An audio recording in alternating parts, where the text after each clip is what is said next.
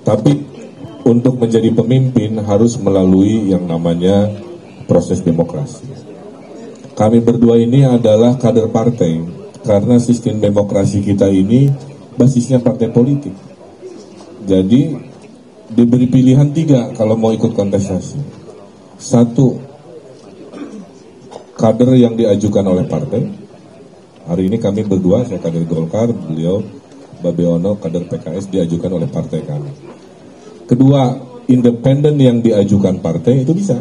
Dulu saya wali kota Bandung masih independen, gubernur Jabat masih independen, tapi di sini kami sudah berpartai. Atau yang ketiga, independen tanpa diusung partai. Ya. Yang insya Allah salah satu dari kontestan Pilkada Jakarta adalah Jenderal Bintang 3 ya, Pak Darmakun juga adalah independen kira-kira begitu. Jadi sebenarnya demokrasi kita sudah memberi ruang. Kalau ditanya kenapa koalisi kami ini besar, karena kami sebagai kader itu negosiasi politiknya bukan oleh si pengantin. Negosiasi politik dilakukan oleh pimpinan partai. Dan para pimpinan partai menyepakati agar mungkin waktu pilpresnya terpisah-pisah, tapi di Pilkada Jakarta justru disatukan rekonsiliatif. Jadi sebenarnya ini koalisi rekonsiliasi, koalisi yang sifatnya persatuan. Ya. Sehingga mudah-mudahan dalam 5 tahun kalau takdirnya ada, tidak banyak dinamika, ya, karena hampir 90% parlemen di Jakartanya tentunya berada dalam rombongan kita. Artinya apa? Kalau kami nanti takdirnya ada, 5 tahun tuh beritanya tentang kerja, inovasi, meresmikan karya, kan, nggak ada drama-drama di DPRD misalkan ya, karena mayoritas tanda kutip sudah berada dalam ketum. Bayangkan lagi kalau kami menang, insya Allah kan berarti Pak Presiden Prabowo juga satu frekuensi dengan kami sebagai sama-sama koalisi kan. Artinya, nah itu yang penting. Beliau tenang, beliau fokus, Jakarta diurus oleh koalisi. Yang kebetulan saya juga ketua TKD, memenangkan Pak Prabowo Gibran 58%, tertinggi 18 juta suara. Ya. Dan Pak Susono itu sebenarnya ini Bang, bukan pilihan sebenarnya. Saya tidak melamar ke Jakarta, ditugaskan. Karena waktu ditanya Kang Emil gimana, ya saya nyamannya di Jawa Barat, mohon maaf ya, karena kan incumbent. Approval ratingnya saya 90% di Jawa Barat, ya. Yang pengen jadi gubernur ada 70%. Jadi biar interaktif bentar. Jadi apa namanya? Itu fungsi ada kursi putar, Bang. Tuh, ini biar kebagian. Kasihan dipunggungin terus. Jadi saya sebenarnya di sana, tapi perintah dari partai, arahan dari Pak Prabowo, Jakarta butuh teknokrat yang bisa memikirkan apa pasca tidak lagi jadi ibu kota. Kebetulan saya kurator IKN, ya. Jadi paham apa risiko dan konsekuensi dari perpindahan populasi ke IKN kan, gedung-gedung kosong ditinggalin di Monas dan lain sebagainya di kawasan itu.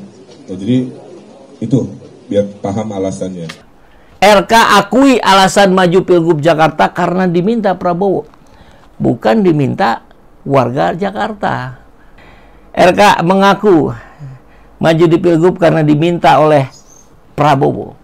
Salah satu alasan saya ke Jakarta adalah karena memang diminta oleh beliau, Prabowo maksudnya ya. Diminta oleh beliau untuk mengurusi Jakarta. Dia mengungkapkan sebetulnya lebih merasa nyaman jika kembali maju sebagai calon gubernur Jawa Barat. Tapi partainya nggak mau. Jadi korban juga sebetulnya RK ini ya. Korban keinginan para elit politik.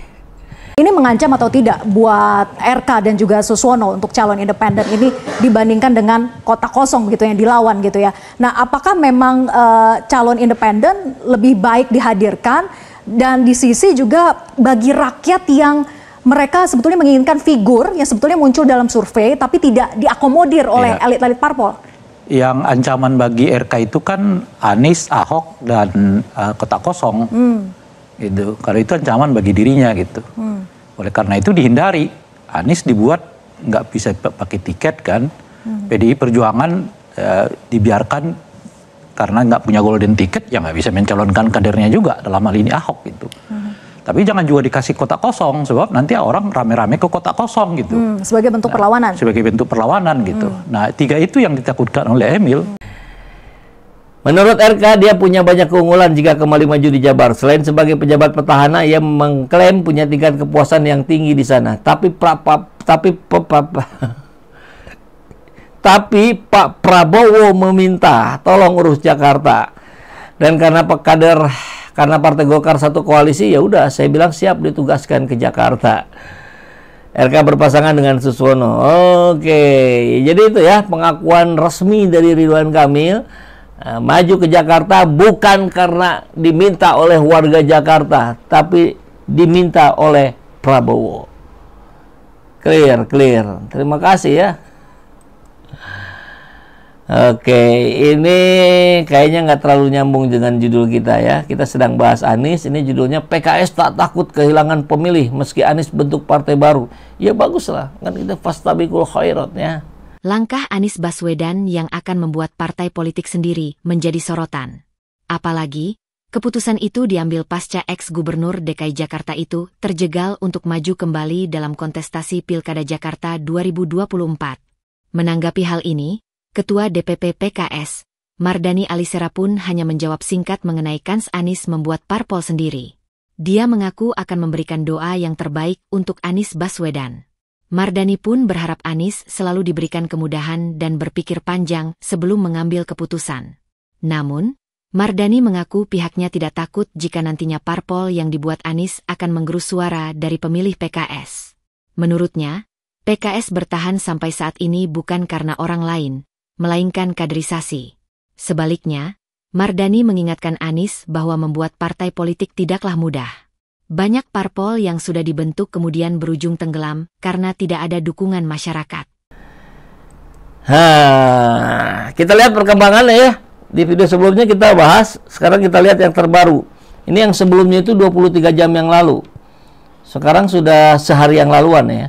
Tadi 28.000 suara.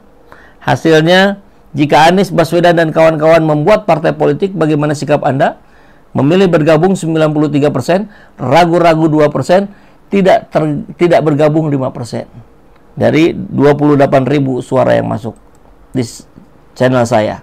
Sekarang sehari yang lalu 31.000. Dalam beberapa jam sudah naik 3.000 suara ya. Bergabung tetap 93%, ragu-ragu 2%, tidak bergabung 5%. Jadi ini hasilnya. Kita pakai pembanding yang netral ya. Aiman bergabung 76%, tidak bergabung 8%, ragu-ragu 5%. Jadi mayoritas tetap memilih bergabung. 60.000 suara. Saya 31.000. Nah, setengahnya, beda setengahnya. Tapi ini fakta ya. Kalau yang saya dianggap tidak netral, ya inilah yang dianggap netral. Hasilnya seperti ini. Luar biasa bukan? Inilah realita politik kita di pilkada hari ini. Makanya Anies Rashid Baswedan membuat sebuah perenungan dan berencana membuat partai baru. Ya, saya kira kita doakan semuanya lancar, dan saya kira semua yang tergerak bergabung. Jangan langsung gabung, tapi ya pelajari dulu platformnya, visi misinya. Kan kita diberikan otak untuk digunakan. Jadi jangan gerasa gerusu. Mari kita simak dengan matang, dengan tenang, dengan kepala dingin. Apakah kita akan mengalihkan dukungan kita dari partai lain ke partai baru besutannya Anies Baswedan? Kalaupun iya, pastikan itu hasil pertimbangan yang matang. Cagup sebelum jadi cagup. Klaim Ridwan Kamil, 2 bulan lagi IKN seperti Jakarta. Nanti Jakarta akan dibuat seperti Bandung. Kumaha ieu teh? Muter-muter itu hari gitu namanya. Ini Rabu 8 Juni 2024.